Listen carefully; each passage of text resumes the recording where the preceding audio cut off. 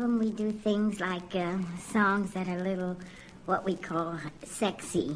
You can see from the title, it's more of a love album.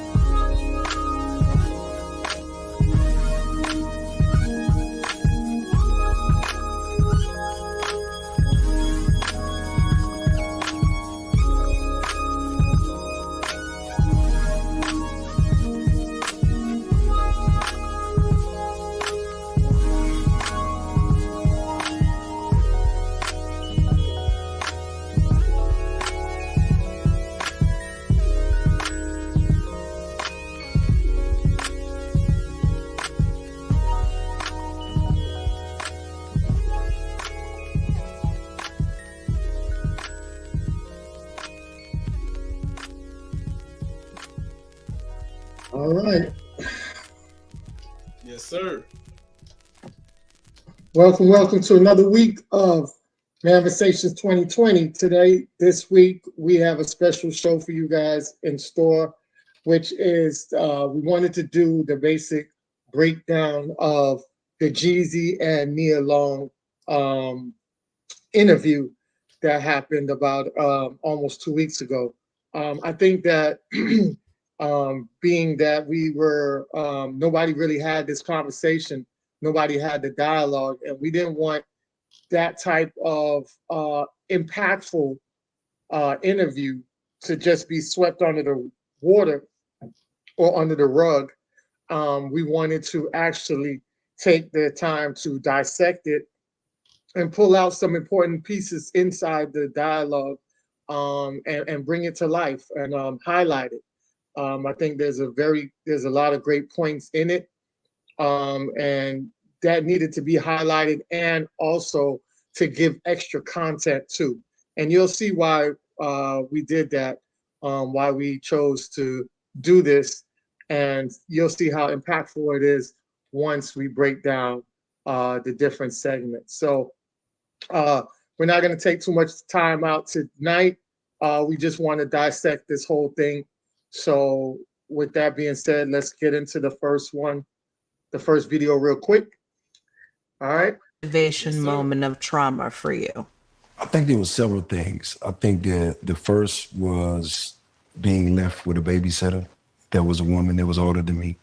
I mean, that was older, and her, you know, touching and doing things to me that don't normally happen to kids. Right? Like molesting. Right, basically. Yeah. So I was introduced to sex at a very Really young age. young. Yeah.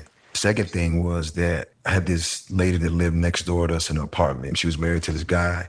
They had 2 kids. And it was around my age. And I used to hang out with them. And I was there one day. And I remember like it was yesterday. They got into an argument. Yeah. And me and the little boys was playing in the room. And I heard them, you know, and I heard that saying before, you wait till I get back. I'll be right back. And I kind of looked at the boys. I'm like, yo, you know, and sure enough, he came running upstairs and he went in the closet, right? And when he was going in the closet, he was thumbing through the closet. And I saw when he pulled it out, it was like a big, like had to be like a silver 357. Oh and my I looked God. at them and I immediately was like, yo, we gotta hide. Yeah. But why did you know to hide? Because I had been around that before growing up. So I went and climbed under the sink in the bathroom and hid. And I heard some yelling, and all I heard was, He killed the wife? he didn't kill her. He shot her like 4 times, Oh my God. right? And he ran, left us there. My mom and dad came looking for me. All right. So that was Jeezy talking about the trauma that he endured as a child. I picked up on that. I felt like the highlighted part about that for me was the fact that when he started out, he talked about how he was molested by his babysitter. That is a occurrence that I see happens a lot to young boys. And they don't really get to tell their story like that because there's no empathy or sympathy for boys being molested or raped, as there's sympathy and empathy for women or young girls that are raped or molested. You know, it's a bigger type of effect, right? Normally, when you have young boys that do get molested or they speak out about it, they kind of get shamed for it. You know, they're like, yo, you're supposed to man up. You're supposed to, you know, enjoy that, man. You know, dog, that's what a real man, boy, you lucky. You know, I wish that was me. It's never like that when it's a girl. We don't say, oh man, you know, that's not something you should talk about. That's something you should supposed to be happy about. That same message isn't prolonged the same across the same board. And when we do that and we ignore that both the boys and the girls need the same treatment, need the same kind of protection, I felt like that part of what Jeezy was saying kind of led, and I thought about the whole R. Kelly situation. Because remember, R. Kelly got molested by a friend of the family who was also in the babysitting role as well. And you saw what that led to. R. Kelly end up coming out and being a monster behind him being molested and not getting the proper healing and treatment during that time, and also not allowing the woman who did that to go free. And God forbids how many other young boys that she did that to, who created monsters and pedophiles and predators, sexual predators that weren't as big, high profile like R. Kelly. R. Kelly was pretty much under the microscope because he was huge. But imagine somebody that's local in the community doing this, they're not going to get that exposure.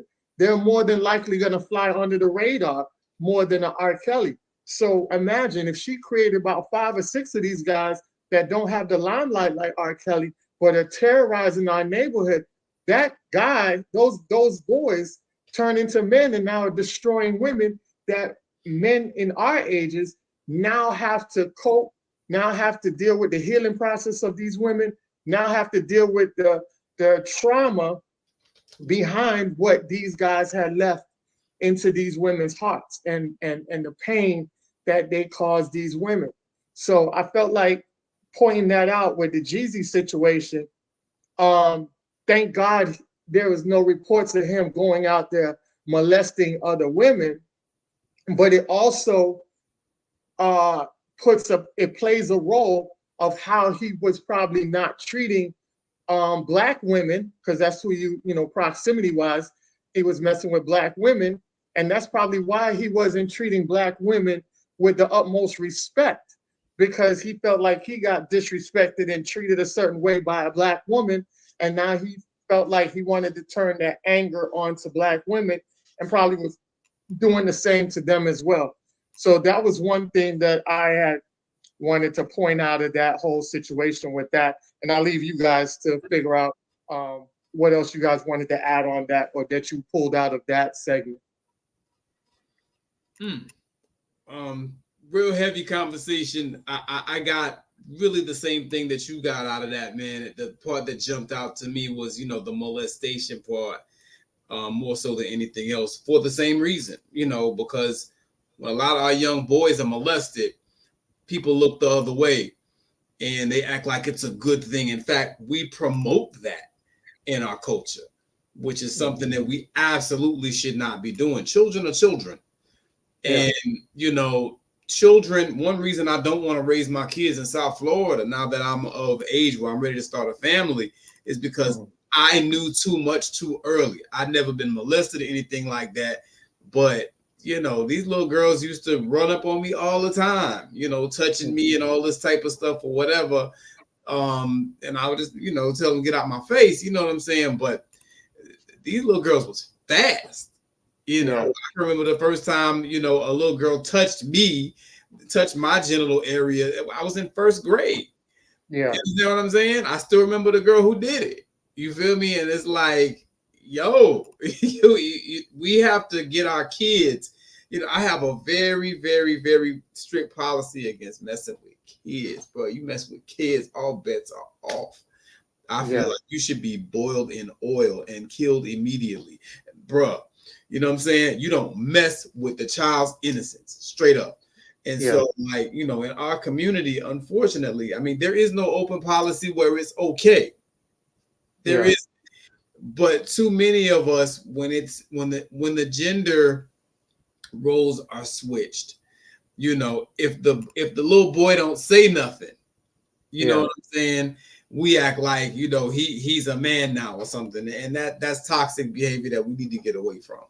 And a lot of people feel like that's pushing back against, homosexuality because, that's being kind of force-fed to our community right now.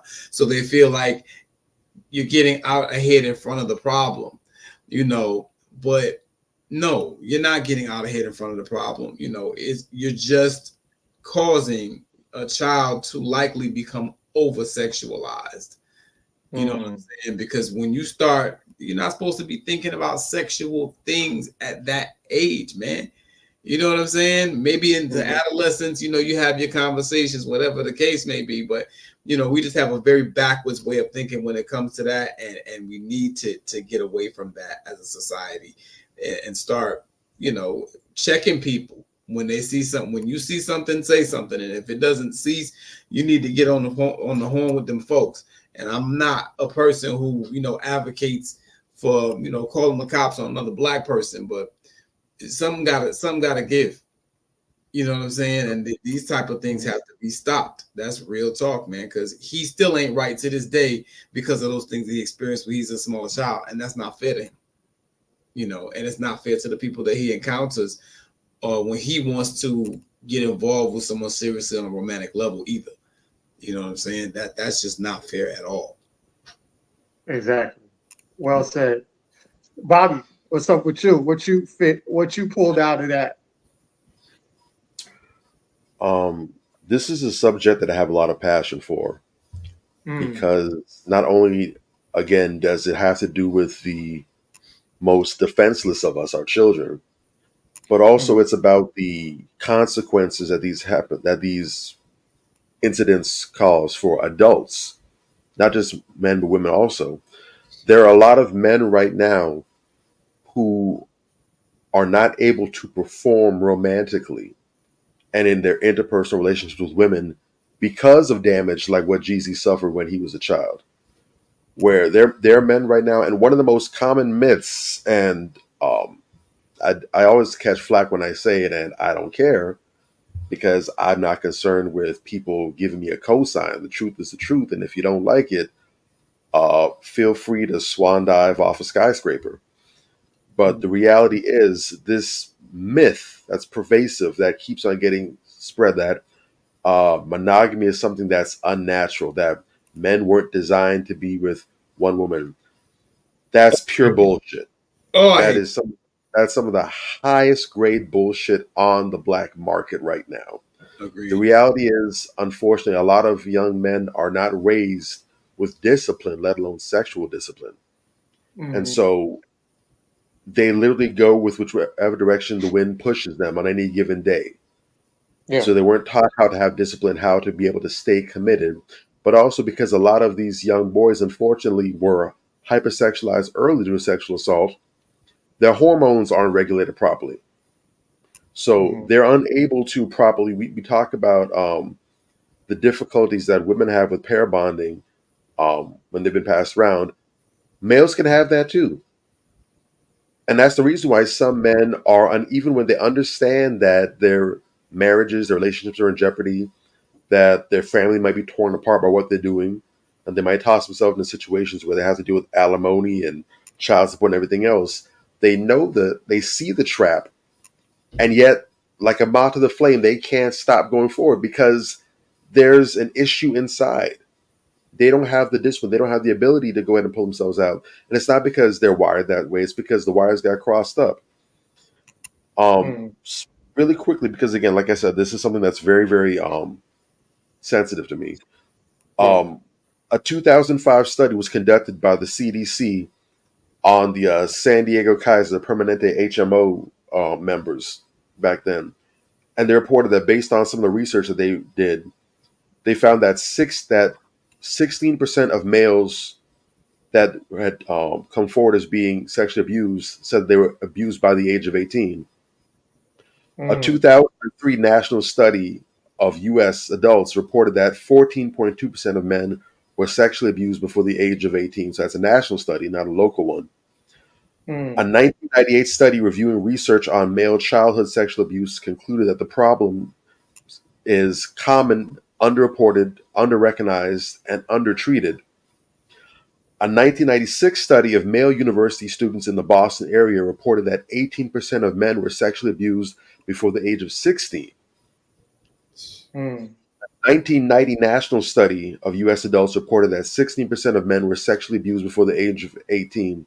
So, for the most part, it's safe to say, and also we understand that males, as unlikely as it is for victims of sexual abuse to come forward, men are even less likely than women to come forward about sexual abuse. mm. So it's safe to say that the numbers are probably a whole lot higher than what they are. But as of now, based on the information that's been gathered, the current statistic is that 1 in 6 men, period, have been sexually abused. So Wow. you gather 6 men random in a room together right now, at least one of them has been a victim of sexual abuse. Wow. This is even more significant for us because we understand, unfortunately, that when everybody else is catching the cold, we catch pneumonia. So if the national Yeah. average is 1 in 6 men are sexually abused, it's safe to say that the number for black men is probably more like 1 in 4, maybe even Mm, 1 in. three. So the question is, when we know that treatment isn't very high for these people either, they go and suffer this abuse, and then what happens? Do they internalize it in a negative way and they become your R. Kellys who are out here preying on others? Mm, Uh, do they become these hypersexualized males? You know, a lot of women recently I've seen have poked fun at men who are constantly jumping around and having sex with different women, saying that it must be because they're homosexual. I've heard this said. That could be a case that they're trying to cover it up, but there's a very good chance that the reason they can't stop dicking down everything that walks is because their ignition switch was started a whole lot sooner than it should have been. Mm-hmm. The wires never got untangled. So this is how they are now. Real talk. A lot of that was due to babysitters, friends of the family, could have been an auntie, possibly an uncle. In some cases, it could be a cousin, it could be a neighbor, school teacher, people who have access to our children. So this is something that needs to be taken seriously. mm, We need to really start giving this the proper attention that it needs. It does not make you weak as a man if you've been sexually assaulted. You aren't responsible for the trauma that you were suffering from. You yeah. didn't ask. There's nothing. Even if you did ask for that, you're a child. You don't know what the hell you want. Real talk. Kids could have it their way. They'd eat ice cream all day and never touch vegetables. Mm, Children have never been a good authority on what is best for them because they don't have the experience or the years under their belt to make those kind of decisions. That's why they have parents, guardians, caretakers, people to make those executive choices for them. Mm-hmm. And once they reach a point where they're mature enough, where they have some intelligence, they have the mental and emotional and physical tools to actually navigate this world, then you can go ahead and get out there and be somebody. But until that point, you're not qualified to make any decisions about yourself in that regard. And next thing you know, you're an adult struggling and you don't understand why. Mm-hmm. mm, So my heart goes out to Jeezy. I hope that this conversation might even spur him to go ahead and seek some therapy, seek to get some understanding. I noticed when he was trying to speak on this situation, he couldn't even call it molestation. Nia had to call that, and then he still didn't say it, but he basically gave the nod because he just couldn't allow himself Right. to acknowledge it. And that shows you that it's still there and it's still a problem for him because he can't call the devil what it is to its face. Mm-hmm. So yeah. brothers out here like Jeezy that need help, and that need to have these kind of conversations. And I'm hoping that someone who's respected the way Jeezy is, I'm hoping that him being that transparent will inspire other men to understand, hey, if the snowman went through this and he's still dealing with this, then it's not a shame for me to say that this is what I've been through. Real And the talk. possibility for some treatment and some therapy to go ahead and help undo some of the damage that's been done. Definitely. I think that was definitely spot on, and appreciate the statistics. I always like when stats are being quoted. Um, I want to say that yes, he didn't say that because I think deep down inside, him still being that tough guy, that street cred, everything that aligns up with his stature of what a real man or real dude is, kind of will still break down that it's a stigma that makes you feel like you're broken, you're not as strong as you are because you have been tampered with at a very young age. So I think that kind of has him in a chokehold of saying, yes, I was molested, because it makes him feel like he was vulnerable, he was weak, when he portrays himself to be super strong or have that inner strength. And we'll definitely see issues of that where he talks about deeper into the interview. So I definitely want to get on to the next clip, which is this one right here. It feels like women shouldn't have to be this strong. Right. I don't want to be this strong sometimes. Right. Okay, you made me cry. Yeah, I got you first. But you're good though. No, I'm good. I mean, listen, it is what it is. You know, I mean, it's life. It's a funny thing because like I always saw myself. My vision of myself was you know, well manicured man, good skin, wedding band, plain Jane watch. You can go wearing this right now. That's not plain And Jane, yeah, by I the know, way. but it's That's I very wore the wrong one, reminiscent right? of Hustler Day. Oh damn, my bad. It was this was Drug the one. dealers. Oh, really? Oh my Okay. God, that's where I was. I lived in South Central LA. That's what it was. Wow. Hold I on. would have never I think thought that. Hold on. I think that one was a replay. My bad. Let me I don't know why that one added up. Let me play it back. I'll play it back. Okay. Yeah. My bad. My fault, people. All good. Your trials and tribulations, like, Yeah. I know you're working on yourself, like we Yeah. all are. Do you feel that you're okay? Like, not what people are supposed to see and supposed to think. You. I think I'm exactly where I need to be, which is some days I'm like totally good. And then other days I'm like, oh God, this feels like so much work. I feel that. You know, and then other days it feels like women shouldn't have to be this strong. Right. I don't want to be this strong sometimes. Right. Kate, you made me cry. I got you verse. But you're good though. No, I'm good. I mean, listen, it is what it is. You know, I mean, it's life. It's a funny thing because, like, I always saw myself. My vision of myself was, you know, well manicured man, good skin, wedding band, plain Jane watch. You can go wearing this right now. that's not plain And, Jane, yeah, by I the know, way. but it's That's I very wore the wrong one, reminiscent right? of Hustler Days. I feel, you know, That's a little hustlery. Well, it's supposed to be plain Jane, but I felt a little spicy Nah, today. nigga, that ain't plain Jane.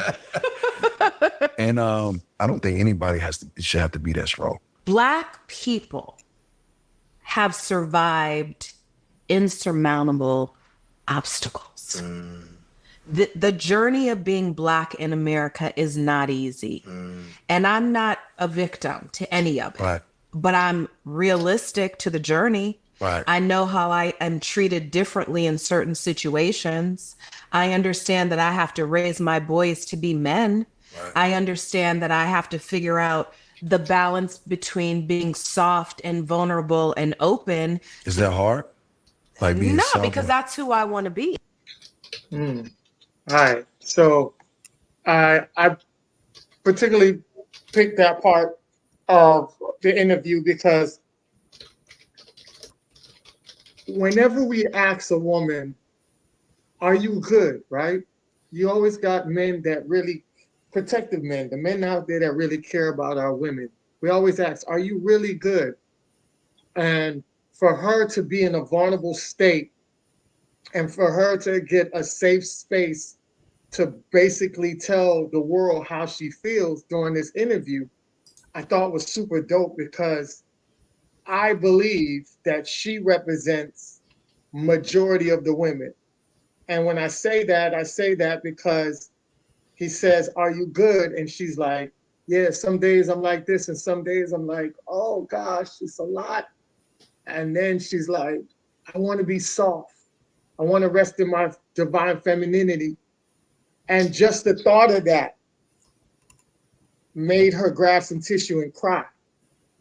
And she was extra vulnerable at that moment because the reality sets in for a lot of these women who are so self-sufficient, who are out here basically showing other women that you don't need to depend on a man. And it's okay for you to be on your journey of soloness until you reach that man. But the reality of that is it doesn't pan out to be something that is so enjoyable. It's actually something that is very detrimental on a long-term basis where, you know, there's days you want to give up, but you don't have a mate that can say, you know what, fall back, I'll catch you. It's you. And then you have children. So you have to go through the extra just to make sure you provide for yourself and your kids without the added help to say, you know, today I don't feel like doing it. And you have a spectacular mate that says, baby, don't worry about it. I got you. If you want to take off the whole week, I got you. Don't worry about the bills. I got the bills. Take off. And that endures a lot of self-care, and it also preserves a positive mental health space for your mate as well. So now you can regroup, re-energize, and assert yourself back into your workplace, into society, and also into your family structured home, and be the extra spark that you need to be with a refreshed mind, kind of like you taking the battery out of a phone and hitting the reset button. That's what a great mate offers you, is they give you the chance to actually pull the battery out your back and reset yourself. And now you're back re-energized, full of the updates and everything like that, to get back on the playing field to do what you have to do. And I just wanted to highlight that part, because I felt like, you know, as Black people, like you said, we have so much weight on our shoulders, and at times the weight can be heavy, and we need each other in order to balance that heavy weight that society brings. And I'll land my plane on that. Well said. Well said. I'm glad you got that part. Because I've been meaning to send you that. So that was one of the ones I wanted you to touch on. That was like one of the deepest parts of the whole interview to me, because you very seldom see women just be vulnerable and be feminine and be who they really supposed to be. They're always trying to hide behind this tough guy image. You know what I'm saying? And it's like, he asked her and she was honest. You know, she said she feels like she's right where she's supposed to be right now. Mm-hmm. That means that she's not okay. If she was okay, she would have said, yeah, I'm okay. You know, mm-hmm. So that sort of kind of means that she's not really okay. And she further offered that explanation that she's not really okay by, you know, when she started crying and talking about how women shouldn't have to be this strong. Mm-hmm. That means the translation to that is, a lot of times, you know, I mean, look at her recent situation with her marriage going south, whatever the case may be. A lot of times brothers let them down. Mm. We do let our sisters down sometimes, you know what I'm saying, in a very, you know, in a very serious way, in a very negative way, in a very cyclical way, where, you know, it's not only do we let sisters down, but it's taught that it's okay to let sisters down. You know, and specifically when we're talking about infidelity, that's one area that we kind of excel at in that, and we need to really check that. That's another thing that irks me. Bobby was talking earlier about something that irks him. That's another myth that irks me. You know, that men are somehow supposed to be unfaithful. You know, we're supposed to be out here hopping from chick to chick. You know, yeah, it's just what we do. You know, we're not plantation bucks, bruh. We either kings or we not. You know what I'm saying? And a lot of times, you know, a lot of cats, they're so loyal. Loyalty is everything. Loyalty over, you know, death before dishonor, this type of shit. They want to quote that, but they're not loyal to the woman in their life. You know what I'm saying? Like that's real funny style to me. This is the person you supposedly love more than anything in the world, and that's the one person you're not loyal to. That's bullshit. You know what I'm saying? Right. You know, part of, you know, to tie into what she's saying, part of why they feel like they have to be so strong is because a lot of men have that mentality where we just gonna cheat and you got to deal with it. We're going to be unfaithful and you just have to deal with it. And that hurts them sometimes irreparably. You know what I'm saying? And, you know, this is also your wife, the mother of your kids. When you get, you know, on that level with them, you know, you have to kind of check yourself and step outside of what you've been taught and unlearn some things. You know what I'm saying? And I thought that was really, really, you know, it's really sad that she had to have that moment, but I understand why she did. And I appreciate her being vulnerable like that. Another thing she said that really stood out to me was that Black people have survived insurmountable obstacles. And, you know, she talks about having the need, you know, to balance between being soft and having control and actually running her life. You know what I'm saying? That's something that we don't really think about as men, because we don't have to be soft, so to speak. You know what I'm saying? But for a woman, if she's not soft, a man don't want her. Mm. You know what I'm saying? And you know, what was so ill about what she said, she really accentuated without directly saying it, how much we need each other, how much that balance is needed, you know, between male and female, and why it's so important. You know, she don't have the balance that she craves and doesn't feel that she can be the woman that she wants to be, so that she can be totally okay, because the men, a man in this case, probably, you know, speaking about her husband and his situation, or men generally, have let her down or often let sisters down. That was heavy. That was a very heavy exchange, and I thought it was very necessary. And I like the fact that she felt, you know, that it's okay, you know, to just be emotional and put it out there like that. I like that. I think that that's important. Don't. I agree with that. Bobby. All of that. All of that. I definitely agree with all that 100%.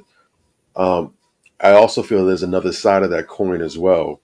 You do have the men who are not really helping to create that environment that is conducive to women being in that space.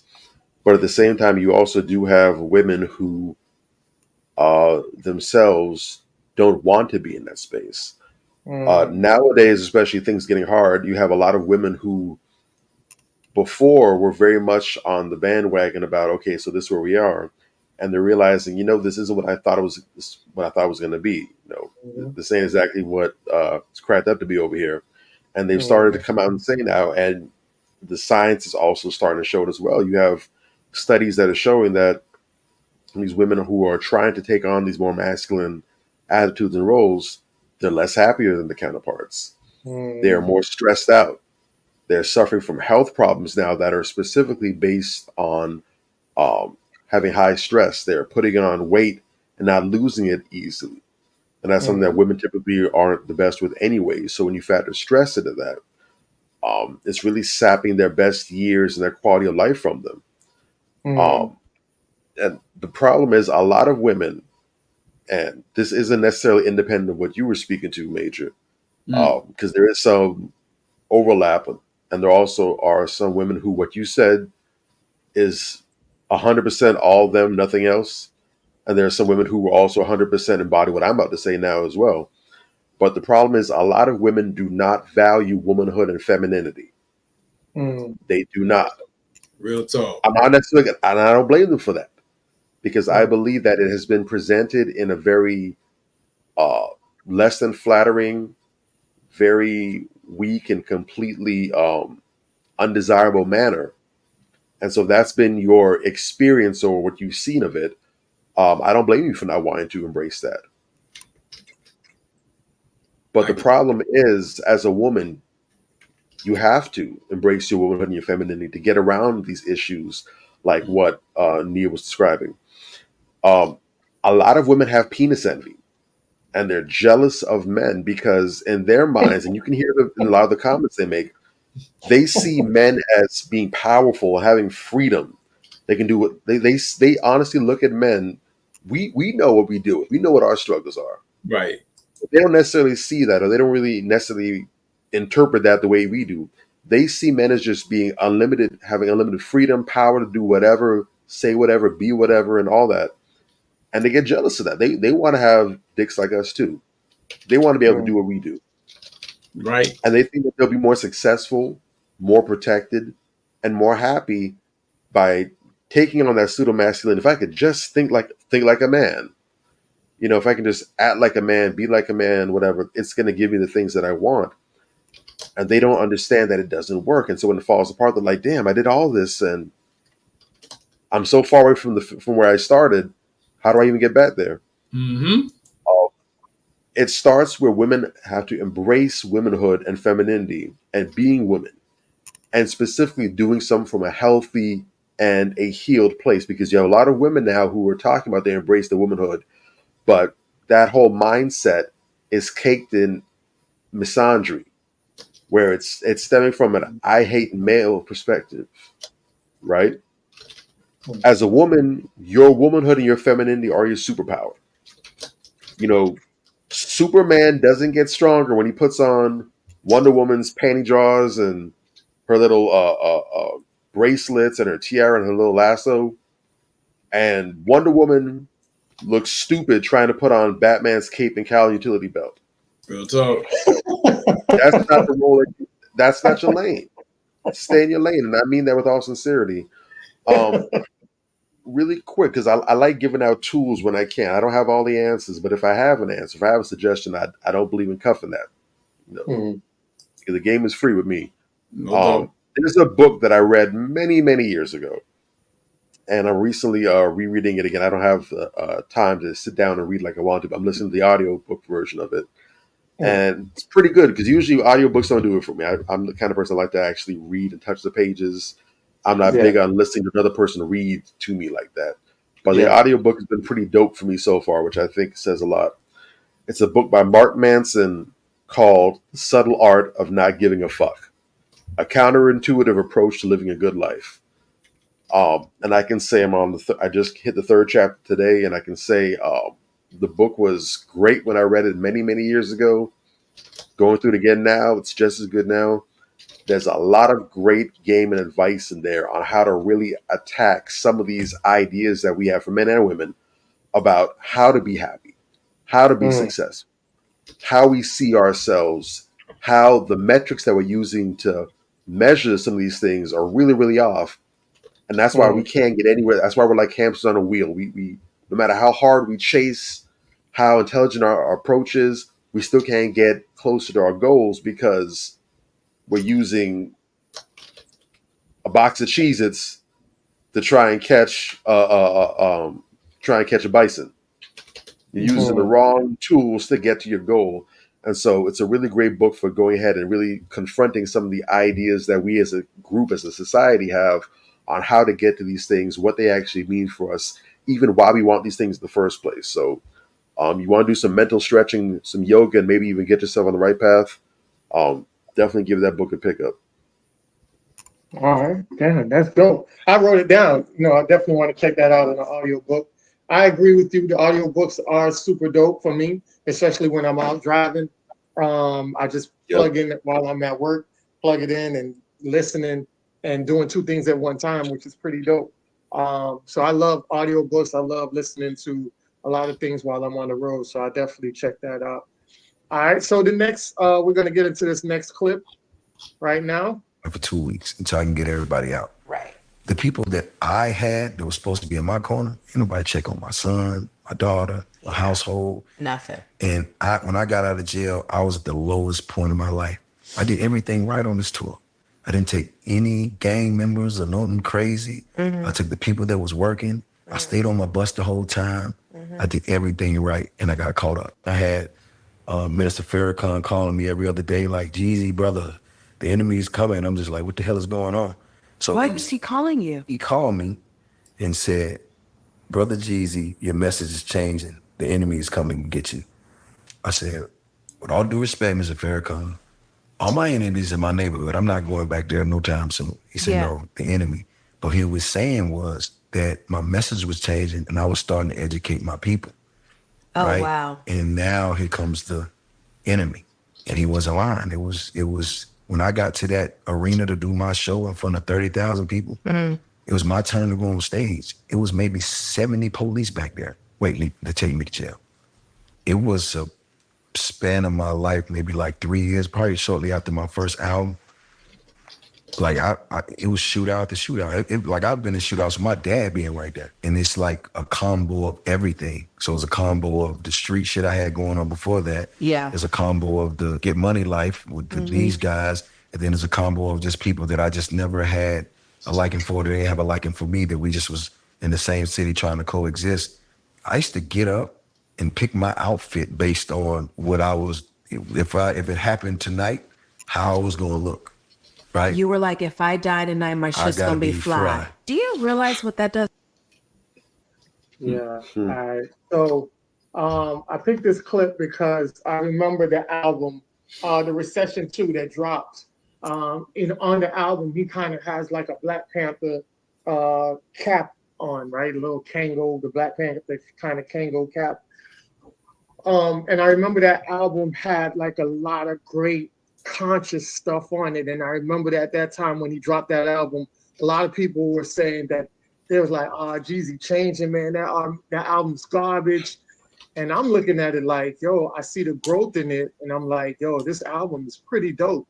And I enjoyed the album, but a lot of people were so used to the Trap or Die version of him. So when he said that, I understood exactly what Mr. Farrakhan was saying when he said the enemy's coming to you, because you're big enough for you to pollute the masses with genocidal music, but you can't take that same uh, power that we give you to produce genocidal music to now switch it up and use that power to now produce knowledgeable music, conscious music to get your people on the right track. So he said that he had like, you know, he went to the concert and they had all these cops there waiting on him to arrest them. And you just see how they turn on you when you're out here educating the people. And it goes back to show you that the whole pull yourself up by the bootstraps propaganda is bullshit. Because when we do pull ourselves up by the bootstraps, when we do sit back and focus on ourselves and build ourselves better to help our community, we always get tripped up. We always get somebody to come and sabotage and burn it down. And then they sit back and say, "Oh, y'all not doing nothing." But you don't point out all the times that you sabotaged and destroyed our community when we was out here helping it and not begging you for any resources or any money. So that whole propaganda about us not uplifting ourselves and not doing positive things for our community is bullshit. They don't want us to do on that level, and they want us to be ignorant. They want us to be docile.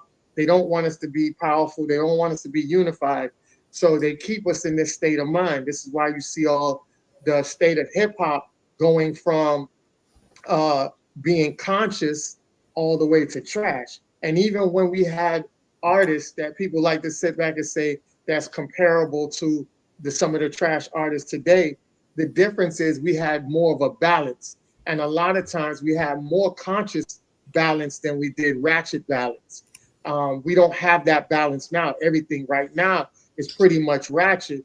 The only conscious stuff that you find now is what you have to dig through, like the Sarah or the what's her name? Rhapsody.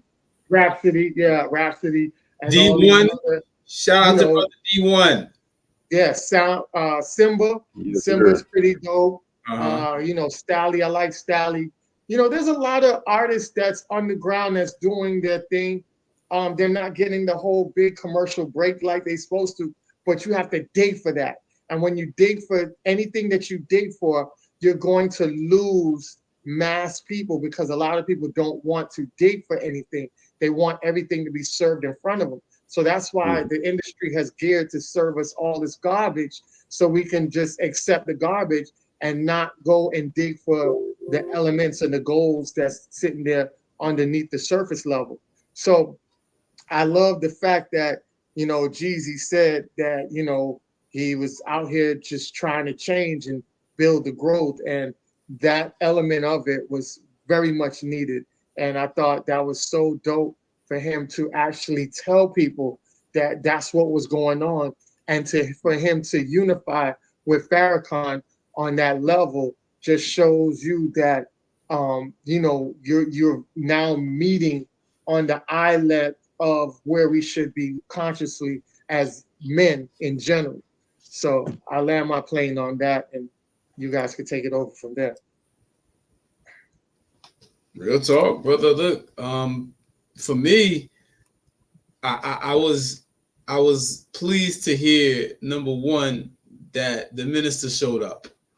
You know what I'm saying? And people, you know, they think that just because somebody's not flashy and somebody's not always in the building, that they're not working. I've heard in a number of instances where rappers are beefing or there's some type of conflict going on, and the minister will intervene or he'll send one of his people to intervene. So that was great. I'm glad to hear that our brother is still out here, and you know, sounds like he's from what I hear from the people who, are in the nation, he's still in good health, and he's still doing the work. So it's great to hear that, he got some guidance from the minister in that time, and it helped him understand. It's like you always say, and like Neely Fuller says, until you understand racism, white supremacy, everything that you see is going to confuse you. Confusion. You know what I'm saying? And that's why when Farrakhan said what he said, he's like, I don't know what you're talking about. All my enemies on the block. And he's like, nah. And he schooled them on who the real enemy is. Yeah. And see, that's another thing that a lot of us, are off in the woods about, particularly them young soldiers that's out there, putting in the work, hustling. That energy needs to be misdirected. Needs to be redirected towards who the real enemy is, because Correct. we're not each other's enemy at the end of the day. Correct. We're fighting over a small amount of resources because we are systematically, economically deprived. You understand what I'm saying? But that is something that is orchestrated by the white supremacists. And so he was kind of putting him on game to that while he's schooling him. And, it does not miss me, how Jeezy's breaking this down and how they came for him when he started doing things right. As long as he was on the bullshit and he's putting poison out there, he's putting these poison pills out there for these kids to swallow. You understand what I'm saying? And he's not really talking about much, and the things that he's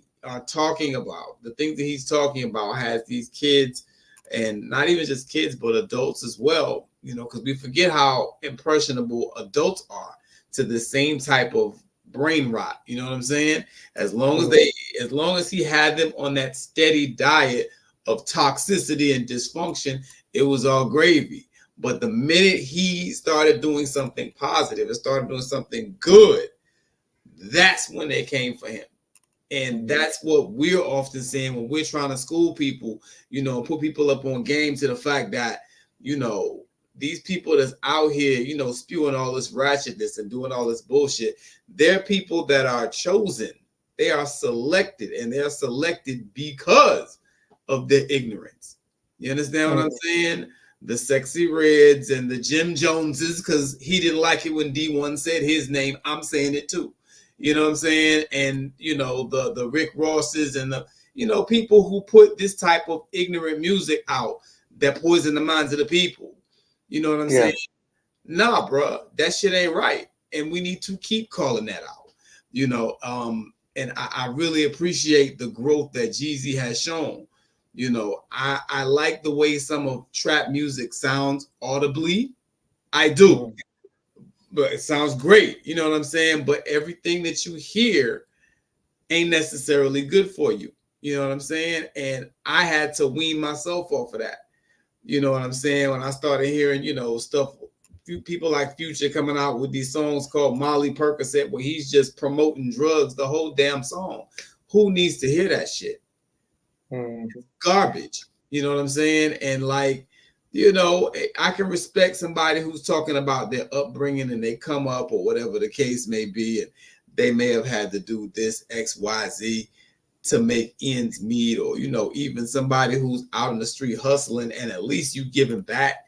You understand what I'm saying? Malcolm X was protected by Bumpy Johnson. Let's not forget that.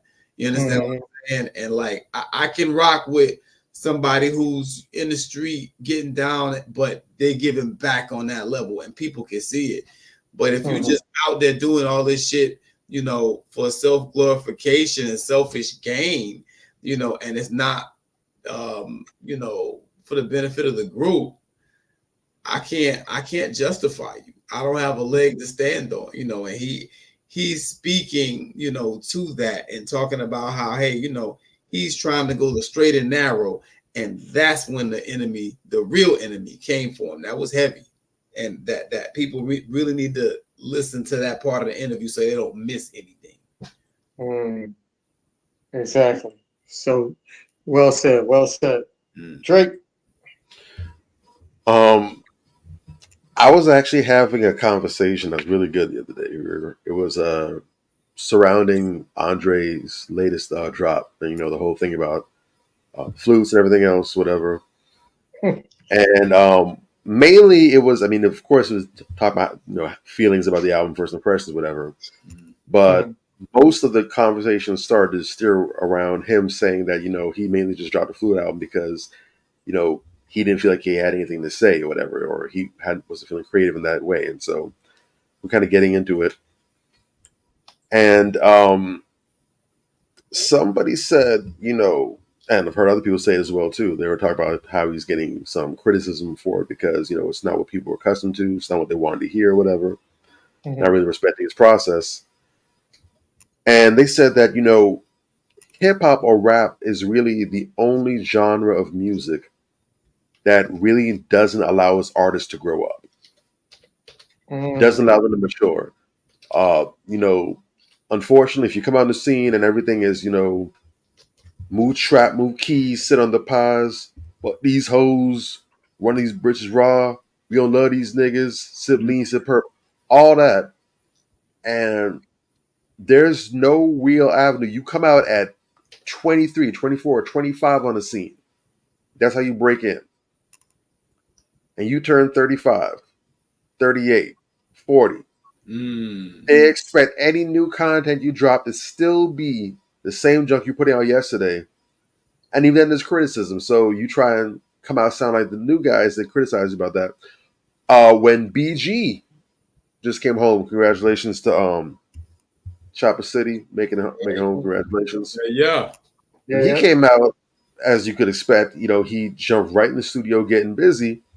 I was actually pleased to see, it was supportive. But I saw a considerable number of people who heard the freestyle that he put out, the music he's putting out. They're saying, sounds like he came out ready to get it, but they were disappointed that he came out and he's dropping. And his music sounds exactly the same like the stuff that got him locked up in the first place. They were actually hoping some growth, and that was actually big for me. I was surprised to see people say that. But you have to grow at some point, and so we might knock people for coming in the game a certain way, but the journey is what's important as well.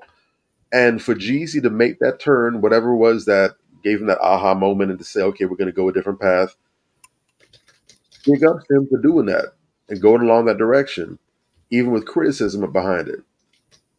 But like Minister Farrakhan said, now the enemy's really here. So you thought the enemy was the dudes you came up with back in the hood. No, you're going to see what the real enemy's like. And we understand this, going to your point, what you said before, Major, about pulling the bootstraps. I love the quote that they said where they kill our husbands and our fathers, and then they make fun of us for being fatherless. They make fun of us for being widows. Real talk. So they set you up. They don't want you doing well because they want to have that thing that they can poke at about. When they poke at you, they're not criticizing you. They're not doing it from a place of, well, no, you're slacking. You need to do better. They're making fun of you, and they want to be able to make fun of you. And if you try to remove what it is they're making fun of you on, they want to get in your way because the purpose isn't to spur you to change. It's to demean you and belittle you. Yes. To chip away to self-esteem. It's to completely break you overall. They want to get you to that point where you see yourselves, and by yourselves I mean us. They want us to view ourselves as perpetual screw-ups. What's wrong with these black people? They just can't get it right. Why can't black people be like these other people over here? They want that because once you're defeated up here, nothing else matters. Right. Correct. Once they got you here, that's the game. Because at any time, if we want to, we can flip this whole damn thing upside down. At any given time. True. We were to collect our stuff together. They don't want that to happen. I've been, it's already dropped, so I'm kind of behind, but I've been trying to catch up on the Hunger Games to see the new one that's about to drop out. And I completely forgot about, some of the deeper parts of this series, man. And I'm looking at all these parallels and I'm thinking, wow, it's the same exact thing. They don't want you to come up. They want to give you enough hope where you don't completely check out of the game. Because if you don't participate, then that starts, putting them in a bad light. that starts bringing your attention back to the things that matter. That's going to make you realize, okay, we got to put this stuff behind us and get ourselves together. So they want you distracted enough where you can't focus on your real actual problems. But they need to make sure that you're still productive, because all these people in the Hunger Games, they had these people pretty much in subservience. But the government, the capital, where all the head honchos was at, they don't do nothing. Mm-hmm. They're not productive. They don't do anything. They're not self-sufficient. They depend on all these other districts that they govern and doing things. They have one district that mines coal, one district that runs the power plants, one district that does agriculture. So all these others are the ones that are actually self-sufficient, that are doing things that are useful. But the people in the capital are just a bunch of parasites. They don't do shit. So these people have realized, we don't need them. Let's fight back. They're done. So it's the same thing with us. Once we realize that we have all the tools we need to get to where we need and want to go, we don't need to play this game. That's when it gets scary for them, because now they realize that their position is threatened, because their position is very, very delicate. It's very soft. It's very sensitive. It don't take too much. And so that's why we see these hyper aggressive responses. People will say, well, that's bullshit. Jeezy just a rapper. What they need to come at him for? He ain't nobody. You don't understand. They can't afford for a Jeezy to come up. The reason this sounds ridiculous is because you can't believe that this boogeyman that's been in the shadows for the longest time is really that soft and pudgy. And it is. Yeah. And so that's why they're very invested, even in these low tier, what we would consider, TMZ gossip mill type stuff. Yes, they're invested in that. Yes, they care about what the talk is and what the chatter is. They care about making sure they steer the conversation, because they can't afford for us to miss and get one step ahead of them. Real talk. Exactly. Definitely. We've seen that with gosh, I can't remember how to brain freeze, but I'll definitely go into the next one. But yeah, when you was talking about that, it brought something to my mind. Oh yeah, with Nancy, right? Nancy, the American Gods, Nancy with Orlando Jones. Nancy, yeah. We've seen how that went viral, and that was powerful. And even when you listen to the interview of when Orlando Jones wrote it, and because it was so powerful, they cut the season. They eliminated it. So anytime we get a spark of something that produces enough strength to cause revolution, they got to cut that quick. And even with this Jeezy interview, it's so powerful.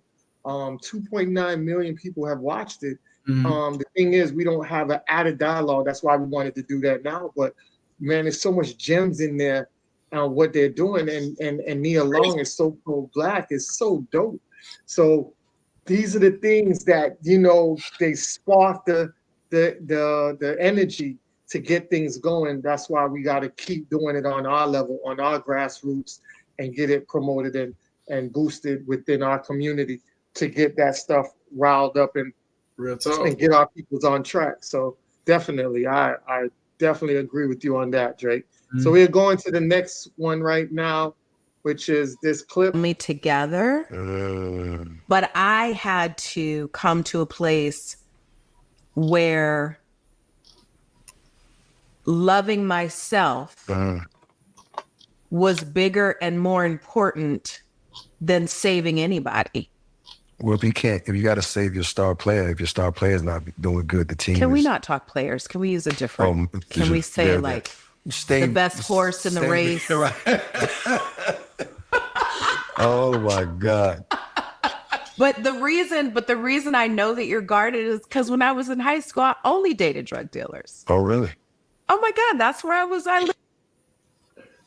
So I pulled this part because remember we had that dialogue with about what's his name, Gunplay's wife. And remember we talked about that, Major, and I was like, yeah, I kind of give her she comes off as this intelligent woman that gets caught up with drug dealers, and he was like, yeah, I don't think she's really intelligent. And I was like, I get what you're saying, but I was coming at it from basically how Nia Long, like when you look at Nia Long, you look at the type of caliber of woman she is. She wasn't raised around that element and things like that. And for her to be infatuated or date drug dealers in that persona, that perspective, it shows that a lot of times that the opposites, polar opposites, attract each other. We see a lot of these women at younger ages just being attracted to drug dealers that are far, that are raised on the other side of the tracks, that are not even raised in that type of environment, or even in raised, I would say, more in that type of lifestyle. You know, the bookworm, the two parents, the structured family, and then you dip out of there and you go to the other side of the tracks, kind of like in the movie ATL with Nunu, right? Nunu lived in a big mansion. You know, she had everything. Her dad's a millionaire, big house. She got driving a BMW, and then she goes across the tracks to the hood side and go mess with Ti. You know what I'm saying? Struggling entrepreneur trying to make it up out of there. And she's fascinated with that side, and she feels like she doesn't want to be raised into the millionaire status. She feels more comfortable in the hood status. And it's so crazy because the people in the hood, like, shit, I'm trying to get on your side. And she's on this side and she's trying to jump on the element of being on that side. Yeah. So I pulled that part out because I thought it was, I didn't know that. And I thought that was kind of shocking to me because I didn't think she dated drug dealers. But now it resonates to me how well she played in the movie Friday, because Ice Cube was a drug dealer in the movie Friday. Yeah. So for her to fill in that role, it came so natural to her. And I'm thinking she's a great actress, which she is, but it also provides a better engagement when you have lived that lifestyle yourself. So it comes natural in her role to do that, to play that role. So I had really I brought that part out because it really, really shocked me when she said that she really um, dated drug dealers. And also the part where, no, I'm not going to get into that part. I think I got it on another subject. But yeah, you guys could take over. I'll land my plane there. Okay. Gotta let it show. I love the dough. I love the dough more than you know. We keep telling them. Bobby got a song for us too. All right. I'm just saying, you know, we have these conversations all the time, all the time. And I always love when we bring this up, exactly what Miss Long said about how the women have a taste for them dudes. Yeah. And this isn't to get on a whole rant about uh, uh, Walmartavius and Falante and Crimetrius and Scamuel and Puklo and all them niggas. This isn't to go down that pathway. Mhm. But it's always hilarious when we bring this up. You typically hear deflections for women talking about, that's just the women that you know. You need to choose just the women you like, choose better. Or that's just the hood rap. We keep saying, no, it's not the hood. To the extent, yeah, it's not the hood broads that be loving these dudes so much. It's these same exact type of women. And I will always refer to, I think that was probably about a good decade ago now. It might be a little shorter, but in the early days, Jason Black did a broadcast going in, I think it's about like 59 minutes, talking about the Sophista Ratchets. Oh. What he did, what he labeled Sophista Ratchets. These women who, by all the metrics, are well to do. These are highly educated women. They're not even undergrad. They're post grad degrees, masters and on up. They have high level jobs. They're getting salaries that are at least 70K and up. Corporate, many of them. They're professors. They're executives. You know, they wear pumps and skirts and glasses, the business attire to work every day, pushing their Benzes, the Lexuses, the Audis, or whatever. Not your bum bro. They speak very well, well spoken, they well traveled. Every metric that you could think of. And in your mind, well, I just know that they're dating doctors and dating lawyers and entrepreneurs, but they got dope man Jay sitting at home on the couch getting it in, dropping them off to work in their Lex truck, going to lay with other chicks while she out of work. He's late coming to pick her up from work because he got to finish with her. And when he went in, and mind you, again, Jason Black, this is a brother that routinely does broadcasts calling out white supremacy, breaking down events and everything else. He's got his videos flagged by a whole bunch of white supremacists and all manner of media figures. And to this date, that video was taken down so quickly and flagged so quickly by YouTube. I've never seen it before. Man did a whole broadcast going in and breaking down everything what happened in Charlottesville and everything else during the riots up there. And it was the video on the Sophista Ratchets that got him the biggest backlash. Wow. Wow. Because they don't want that to come. They don't want that to become public common knowledge. But they don't understand. We see y'all. Look. Yeah. Ladies. We see y'all. You can smack talk these cats as much as you want to and belittle them and dog them out. Bunch of thugs. You guys do this, and the third. We see who y'all take home. These dudes, especially these couple dudes, those dudes, they hold water like a rusty watering can. All they do is brag about who they're laying up, but they pull up in the car. Who called it this? Oh, this Latoya's. What's Latoya you mean? Oh, you mean Latoya the Black? Nah, Latoya to live over in Bow Harbor. What you doing with her? So we know the deal. All right. Now, fortunately, Nia was able to, escape from her her little fetish, her little mentality, and come out unscathed. But there's a lot of women right now that have felonies that are doing bids. Hell yeah. That have their lives ruined because they can't shake that taste, or worse, they're in the grave. Yeah. Some women have had their children taken by child services because they're in proximity to these dudes, and the state determines that, well, because of basically saying because you making poor pussy choices, your child needs to be someplace else. This happens. So, gotta do better. You can blame the men as much as you want to, and do those dudes need to do better? Yes, they do. Yeah. However, they need some incentive, and dudes like that don't want much. They're very low maintenance. Yeah. As long as they get in the cap, they're fine. They don't aspire for more. They're not looking to have better. They like where they are. As long as they get in some access, they cool. So the negotiations and the incentivizations that would work on Anthony, that would work on myself, that would make on Major, that's not going to work on these dudes. Yeah. The best way to motivate them or to just starve them off and make sure they don't pass on their genes to the next generation is to not give them any play. Not trying to play Home Depot and renovate these dudes. You leave them to die out without passing their genes to the next generation. That's how you win. But you gotta adjust accordingly. That's the same thing as if you have a child. You don't reward your child for bad grades. You reward your child for good grades. You feel me?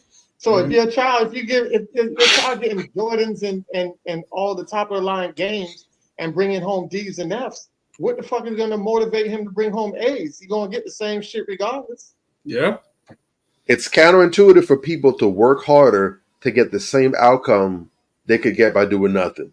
Who wants to work harder to get the same or to get less? Nobody. That's crazy. So why do you expect these dudes to pull themselves up by their quote-unquote bootstraps and do better to get the same play that they're already getting? Yep. Why? Real talk. That part of the interview didn't do it for me. I'm gonna keep it a buck.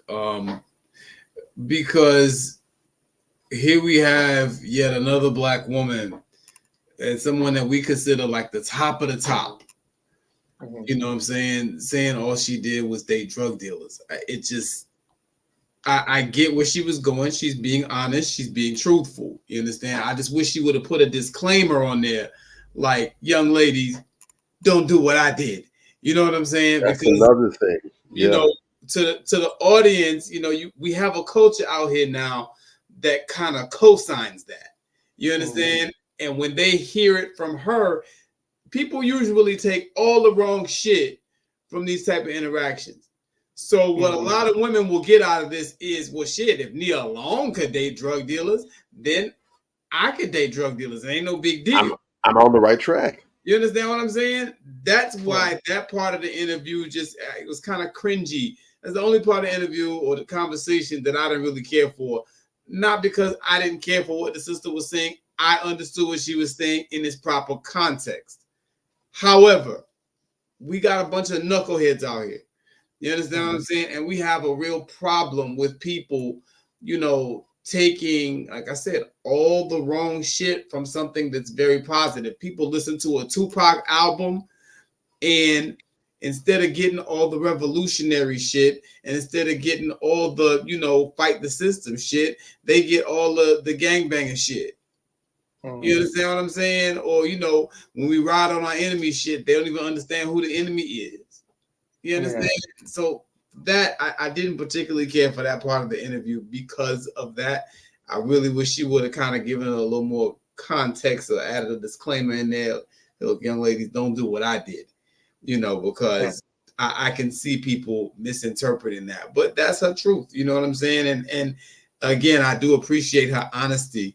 And what I took from it, you know, is, you know, that's something that she used to do, but she grew out of it. You know, she's an older, wiser woman. She didn't marry a drug dealer. You understand what I'm saying? She didn't, she's not encouraging her sons to be drug dealers. You know what I'm saying? So clearly she grew out of that. She became a more evolved person. You understand what I'm saying? But others who watch will not likely draw the same conclusion. Unfortunately, a lot of times we like to take the things from an interaction that support our own indiscretions. You know what I'm saying? Our own you know, vices, or the things that make us, you know, impure.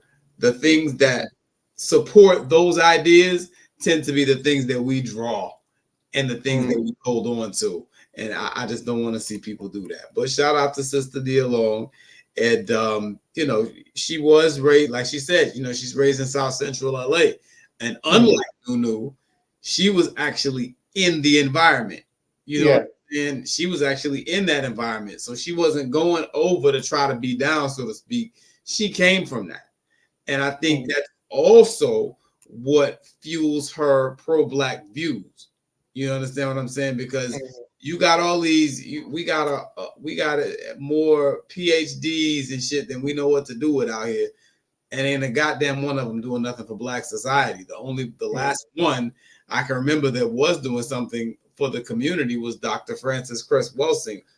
And before her, Dr. King, you know, and a couple others I can think of. But, you know, most of these, you know, new age intellectuals, whatever the case may be, your Cornel Wests, your Michael Eric Dysons, all these niggas do is give speeches and write books. You understand? They really do shit, you know. And so that's what I'm saying. Like the people who are out here putting in the work, the Tariq Nasheeds, the Umar Johnsons, the Boyce Watkins, and so forth. Boyce Watkins is a doctor, I guess, who's doing something for the community, but he's about the only one right now I can think of that really is. You know, the ones that the mainstream ones, they ain't really doing nothing. And I think that's also a reason why a lot of these sisters gravitate to these brothers that's a little grimier, because, you know, at least he's working for himself. You know what I'm saying? At least he's showing some type of stability or whatever the case may be, you know, financially. You know what I mean? And he's showing at that time what he's doing looks like strength to a young girl.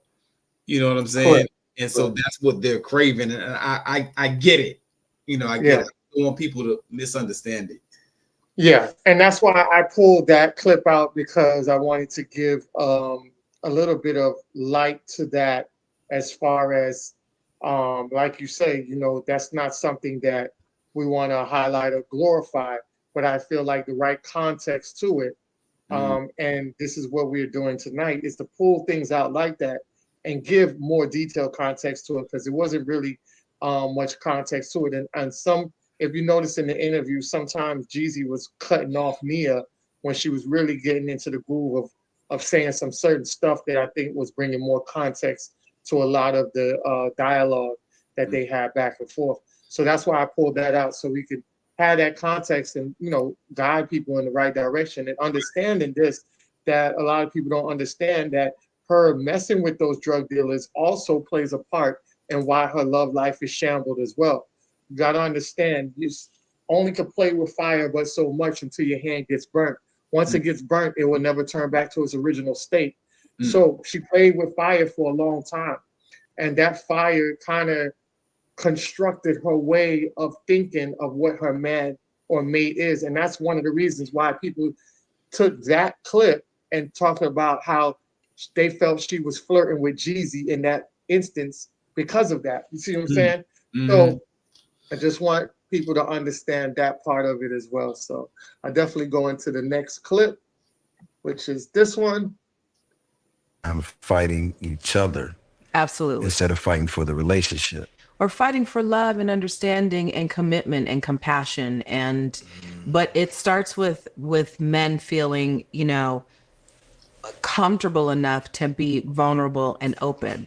And that's a hard thing to ask a man to do, because we were not conditioned that way. We were not, a lot of us weren't raised that way. It can be considered a sign of weakness in the same way that therapy is considered a sign of weakness. We're talking about your experiences and my experiences. We have more in common than we probably ever thought we did, right? And so to me, that's the thing that makes me feel this sense of urgency to have this conversation with you, but also there's a hopefulness.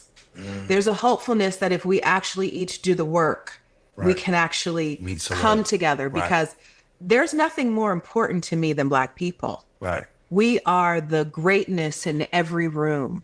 We are the ones who set it off and make it happen. We are the ones that create the culture. We are the artists. We are the artistes. We are the voices that lead the masses. But what has always hurt me to the core is, why is there this dismantlement of the Black family? Why isn't it that Black men and Black women can't sit like you and I are sitting in a space and have really open dialogues about things and work through the trauma? Because that's the only way we can really be productive. You said if it couldn't work, then you would leave. Yes. Even if there was a family. All right, so I pulled that out because that really signifies pretty much what we talk about and what we stand on here at Manifestations, even on our personal pages.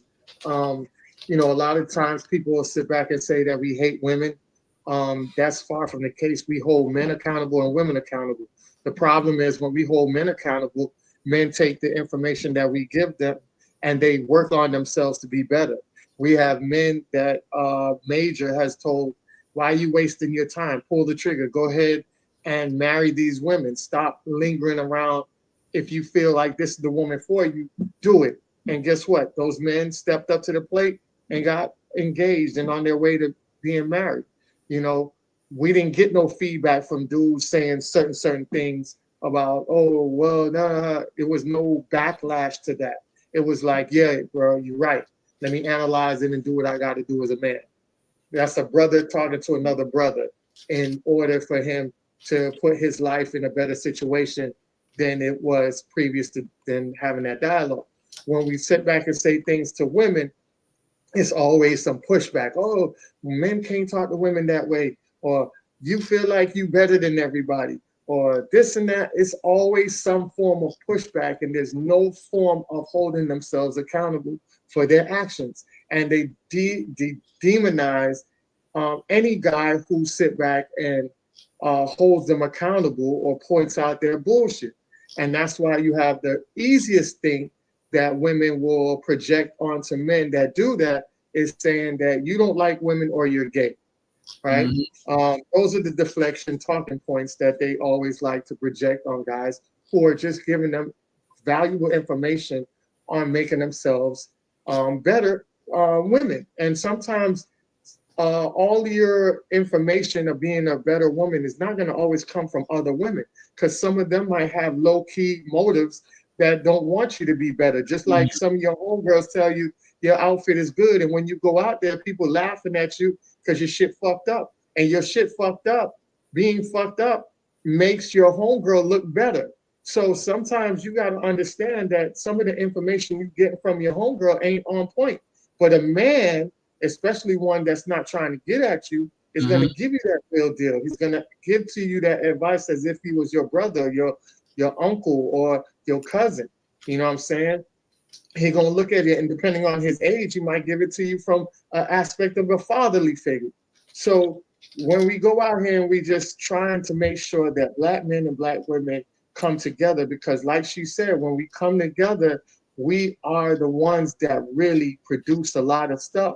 And we've seen that because we came together back in the early 1920s of the Black Wall Street, and you see the dynamics and the greatness that we have produced in that. Remember, to this day, Black Wall Street is still the highest gross block and community, even to this day. And what does that tell you? We have Asian community, Hispanic community, the Arab community, the white community, and nobody has yet to beat the status of what we produced on that block in our community during the Black Wall Streets. And we had several worldwide before they were torn down and dismantled and destroyed because out of rage, white rage, and jealousy.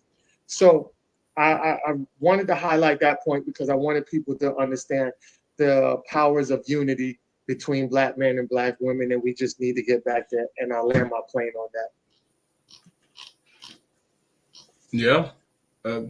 Brother, you said a mouthful. Yeah. This clip, it can't be understated, man. You know, at the end of the day, how important it is that we understand the context that we're in initially, or the positioning, the way that we're positioned initially. She speaks about in this clip how we're not conditioned to allow men to be vulnerable. See, she's wise beyond her years, because first of all, in order for you to understand that that's a problem, you have to understand that there has to be times where men have to be allowed to be vulnerable. You understand what I'm saying? And when you understand that, you spitting, because a lot of times women will put men in this state where this superhero like state. You know what I'm saying? Where you're supposed to pay for everything.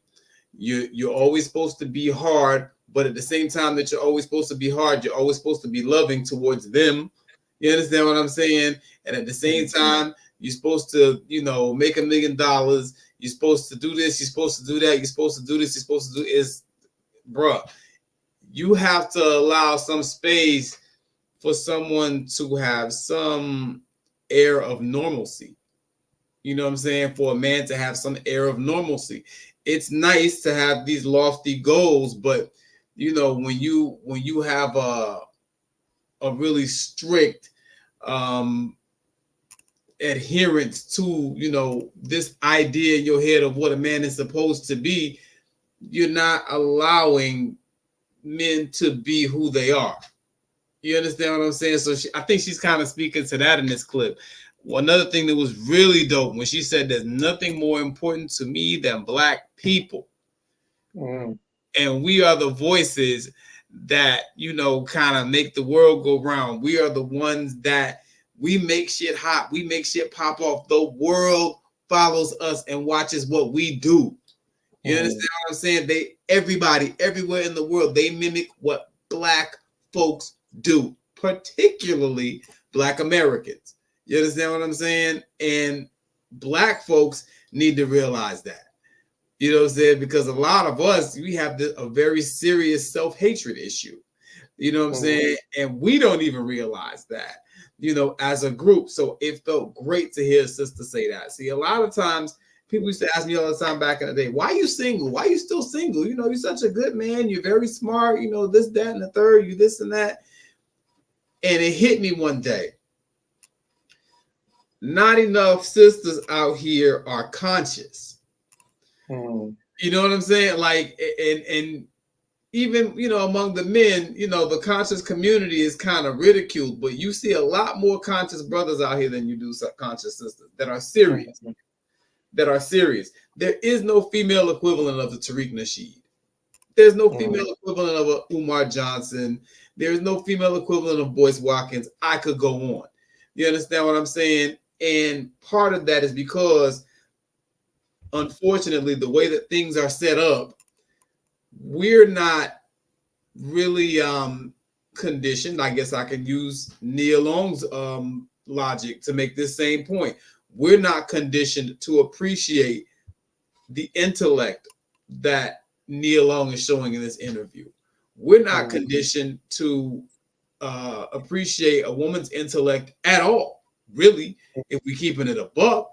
And other women are not conditioned to appreciate a woman's intellect if we're keeping it a trillion. You know, when you start talking about women, you know, the first thing is, oh, she's so pretty. Oh, she's a slay queen. Oh, she dressed so nice. Oh, her hair is so nice. You don't ever hear anybody really talk about, you know, how powerful a sister is intellectually. Sisters like Erica Lachey don't get anywhere near the recognition that they should get. You understand what I'm saying? So these type of things, you know, are an issue. And then lastly, what really stood out, why can't Black men and women have conversations like the conversation that we're having here and be productive? God damn it, why? That's a great question. You know what I'm saying? Because I see, listen, you know, we do this all the time. And anytime you raise a question and, you know, you're critical of something, whatever the case may be, it always has to turn into some type of gender war discussion. You understand what I'm saying? Some type of fight when it ain't even no fight.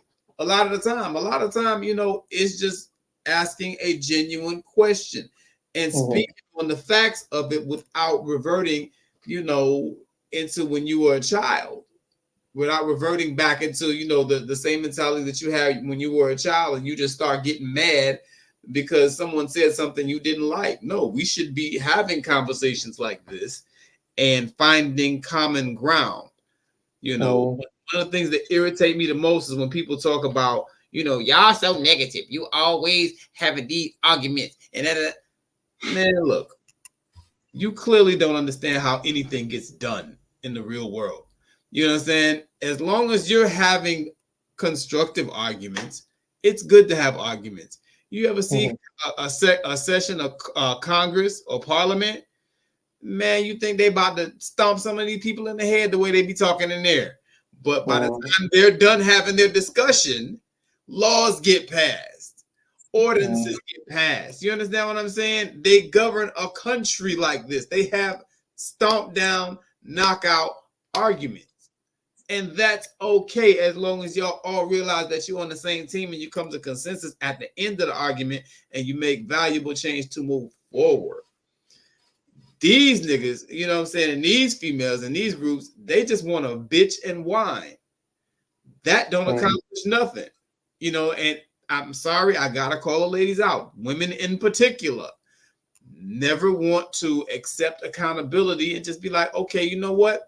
You're right. That's something that we need to work on. And I see brothers do that all the time. I very seldom see sisters do that. That's why I appreciate, and I can name the sisters. I can call them by name, the Erica Lachey's and people like that. You remember it because you hardly ever see it. You understand what I'm saying? We need more of that. We need more people coming to the table in good faith and not just listening and not just, you know, yapping, but being willing to make meaningful changes within themselves. Take shit from this conversation. Don't just listen to it or come in there to bitch. Take shit from the conversation. go back to your people and in your personal life and make these changes so we can do better and get along better. That was the most powerful shit she said in the whole interview right there. Why can't we do that, people? And Definitely. I got a little passionate on that one, but man, No, it's all good. bruh, It's all good. that's where it's at. Tell her how you feel, son. I'm just Jesus. Go ahead, Bob. What you got, man?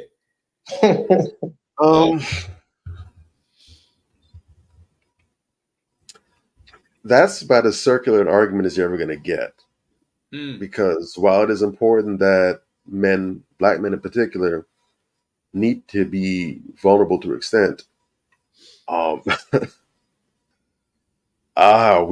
we can't afford to be. It's a liability.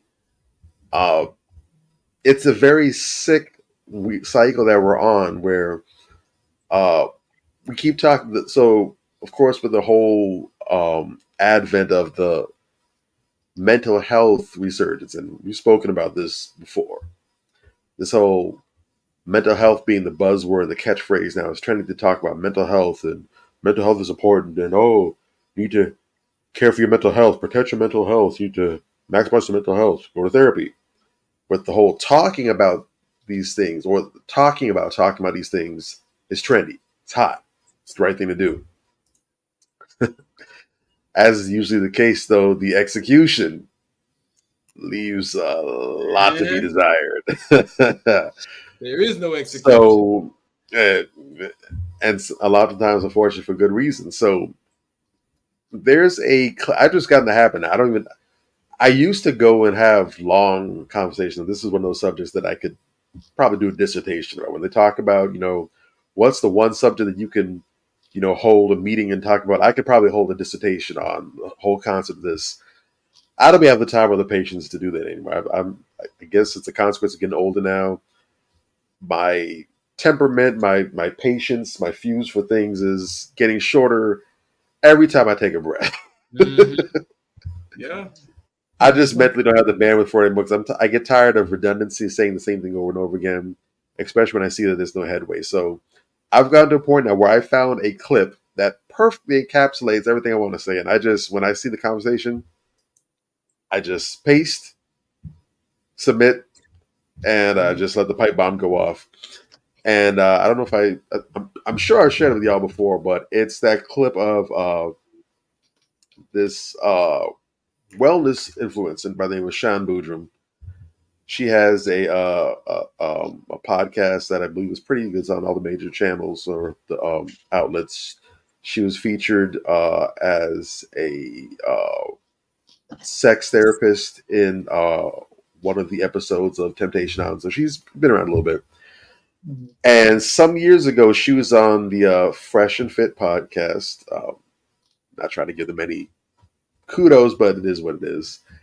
And the conversation was about men and vulnerability.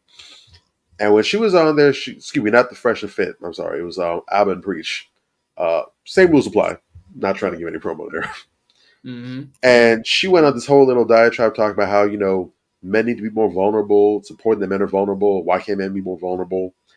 And Abba and Preach, having a pretty good, what I would deem to be a pretty solid broken clock moment, were giving her the game and letting her know why it was BS. And of course, she was, not going along with it. About, I would say, several months, maybe about 8 to 9 months later, she dropped she had on her podcast, she invited Abba and Preach to come on. And she basically had an episode geared around revisiting that same subject. And she said, when I came on the show, and she was playing clips of what happened on the show and things that she was saying, when I came on your show, I was expressing why, men need to be vulnerable. It's very important, they just need to do it, stop being scared and just go for it. And she said in the months that followed from that, just in the comments of the video alone, all the testimony of various men, different things that she'd been seeing and hearing, whatever, she realized just how terribly wrong she was. And the truth is, she said, society, including women, don't want more vulnerable men. Mm. They don't. Because when men start talking about their feelings, when they start getting into their emotions and really start bearing the fruits of their soul, Mm-hmm. women might look and say, okay, it's nice. Oh, he's sharing, he's open with me. And if he misses and talks one minute too long now, it's, oh my God, can he shut the fuck up? Yep, that's exactly Oh, they how talk it about his feelings. Like, oh my gosh. Or, I didn't do this to you. Or, why are you talking about what I did to you? Basically, they shut and belittle him right on down. is. Right. Or worse, they go and take the same information and they bring it up and they store it in the back of the mind, use that as fodder for an argument. He misses and checks her for something that she doesn't like. All of a sudden, that's why your brother's dead now. Mm-hmm. Real talk. You just made me think about Or, Adrian's or, book. or, or I'm not listening to that from a bedwetter. Yeah, yeah. All kind of things. They just throw the low blows, and sometimes they don't even mean to do it. But once you do that, especially with men, because we understand how hard this is, you have one good time to do that to a dude, and even if he forgives you, he will never forget that. It will never Mm-hmm. be the same ever again. And the fact is, women in society look at men to be problem solvers. For better or for worse, Mm-hmm. being vulnerable is looked at as complaining, Yeah, whining. it is. We It don't is. look to men to whine and complain. We look to men to be doers, to be Mm-hmm. builders, to be problem solvers. They go to men. That's why you have people refer to men as being the rock. You don't necessarily look at men as going to women and she's being his rock. It should be that way, but it's not the case. And a lot of women, even if they don't realize it, when a man becomes too comfortable being vulnerable in that sense with his woman, the attraction changes. If it it'll go into one of two negative directions. Neither one is positive. It'll either push her away. She becomes turned off. She's no longer attracted to him in an intimate way. She might like him, but she starts to resent him. She wants a man who's going to start bringing those emotions out of her that gets her hot and bothered. And the dude that's here crying about his cat that got run over when he was a boy and how it never left him, that's not doing it for her anymore. Or the attraction changes, and now it goes from a romantic relationship between a man and woman to now she sees herself in a nurturing parental state of mind, and she basically mentally becomes his mom. So now she's viewing him the way that she would his son, and she's nurturing him. She's there, it's okay. But she's lost that respect and attraction to him as a man, and now she sees him almost as if she's his mother. Mm-hmm. Either way, it's not conducive to the relationship. So maybe if men en masse were to go this route, it would change society and this would no longer be the case. Problem is, the benefits of this would not be experienced until the next generation or the generation afterwards. Meanwhile, a lot of men would suffer, a lot of women would suffer in romantic relationships because they're not compatible with each other. Because the train is completely off the track and there's going to be some time until it can get to a different one.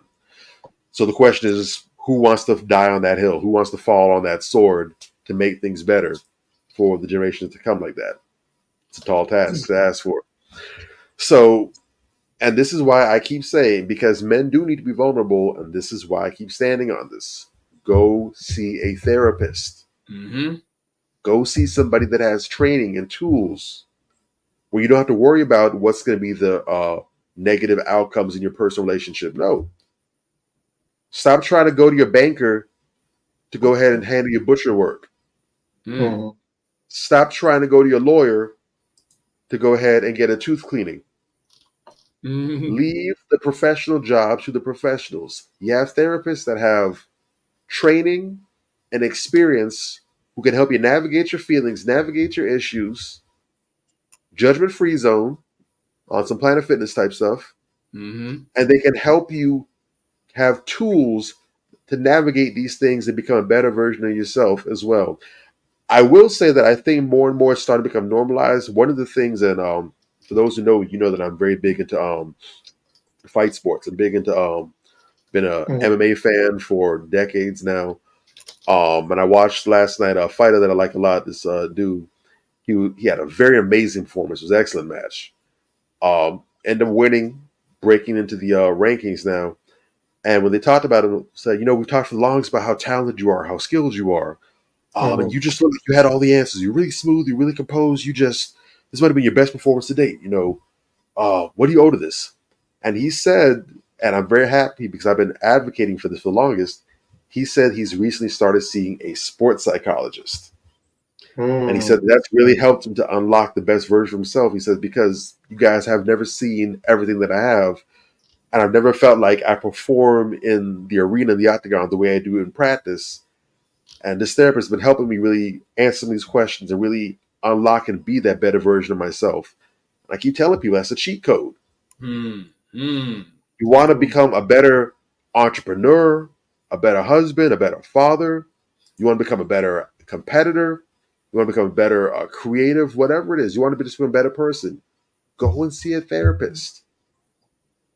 Find someone. You might need to shop around, see a couple. Go find somebody. Hit up our boy Matt Genius. He's very thorough, very competent. Get at us if you're trying to get his information. If he doesn't feel like he's the right fit for you, he's clicked in the community. He can definitely recommend you to someone who probably might be able to assist you. But that's the cheat code to get into the next level. We need to be vulnerable. You don't need to be going about it the way we've been going about it. So we need to get smarter and more intelligent with how we do these things, man. Agreed. All right. So we're going to go into our last clip and then we'll wrap it up for the night. Ego, you're basically trying to either control someone, or to get them to see life the way you see it. Yes. And I had to learn that that's not how you live life, right? And most of my ego came from fear. Absolutely. Right. There's good ego. Right. There's good ego that allows you to do this because this is something new, right? There's good ego that allows you to be a disruptor. Yes. That's good ego. Because in disrupting the system, in disrupting what we're used to seeing, Right. you're also providing a new way of doing things, right? It's hard though. Yeah, it's hard because you're putting yourself in a position to be an example. Right. But you're still learning and growing. And also you're putting yourself in a position to lose everything that you built, because people can look at you and you know our culture. You can do one thing and they're like, oh, we cool on him. Yeah. You know what I'm saying? It's just like I had to learn not to teach or to preach. I'm not this role model. I'm just saying that when you come from where we come from, it's okay to evolve, because at the end of the day, I don't want my kids to think I was just a great artist. You know what I'm saying? Like I'm a great man. I'm a great person. I'm a great father. And I That's was more saying, important than anything. because I was saying, God, I'm a real nigga, like all that. Now you're all these things. I'm all the things, right? I just said that to you when you. Yeah. All right. So I pulled this clip because I wanted to show people that ego, because we have this thing about ego being a negative thing, right? And I love the fact, that's why I love Nia Long so much, because she's so in depth. Like, I really want to see more interviews with her. She says ego can be good. You know what I'm saying?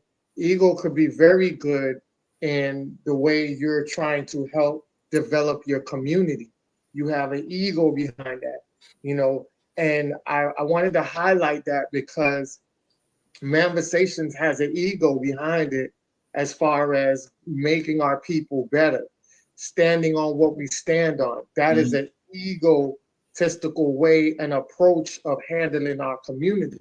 It's not in a negative way. We're not condescending anybody or, condemning anybody, but we're doing this in a productive way to get the production that we want to see from our community. So I love the fact that she broke that down and, gave that part of it as well, because that's what we stand for here. And I just wanted to play that last because I feel like, the platform that we're creating, our personal platforms, this platform, and everything that we've been doing through up into life to now, and what we're going to be doing in the future, all is for the embetterment of our people. And that is a great ego stance that I would love to take, and I've been taking to get ourselves and our people in that community. So I just wanted to show that part of it and show that how great we can be in that space when we do things in a more positive way and not always look at things in the negative aspect of it. So I just wanted to land my plane with that and pretty much wrap up the show on my comment with that, and you guys can wrap up the show on your comment or what you just saw in that particular. No, that's very insightful, brother. That's dope. Man, the thing that jumped out at me about that particular clip is the first thing that Jeezy said about how he used to try to control people and make them be what you want them to be. Man, let me tell you. You understand? Don't do that shit. Don't do that shit. you gonna crash out, bro. You are going to drive yourself crazy trying to do that shit. See, people often talk about this, and you hear women on the flip side say, you know, they meet a guy and you know he's controlling or he's this or he's that, and whatever the case may be. That ain't it. That ain't the sweet spot. The sweet spot is finding someone whose interests align with yours. You know what I'm saying? And finding someone who has enough self-control where you don't have to try to control them because they have control of themselves. Got these wild, unruly chicks out here acting like hyenas in the wild. You understand what I'm saying? Then when a dude comes and, you know, hey, you know, you can't be acting like that. Well, who are you to tell me anything? You know, you ain't my daddy, this, that, and the third. They don't even respect their own daddy. Their daddy can't tell them nothing. You understand what I'm saying? But where we go wrong is we're going to try to make this person, we can see that this is an unruly, you know, just obnoxious, you know, just monster. And we're going to try to make her into a lady.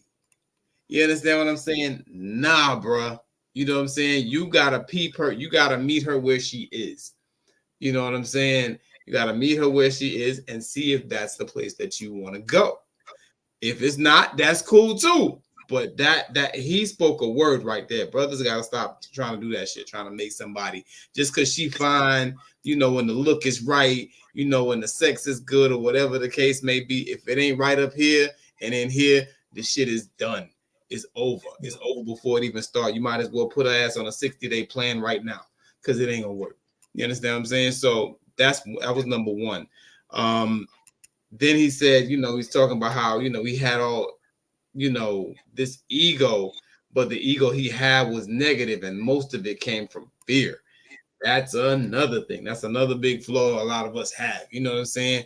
We so scared that somebody gonna take something from us that we big ourselves up and try to make ourselves seem like more than we are so that we can intimidate those people, you know, that we are intimidated by. Really. You know, we want to try to intimidate them first. We want to try to get to them mentally first. When what we should be doing is humbling ourselves, getting close to people that are better than we are, so to speak, and listening to them and soaking up game so that we can learn from them.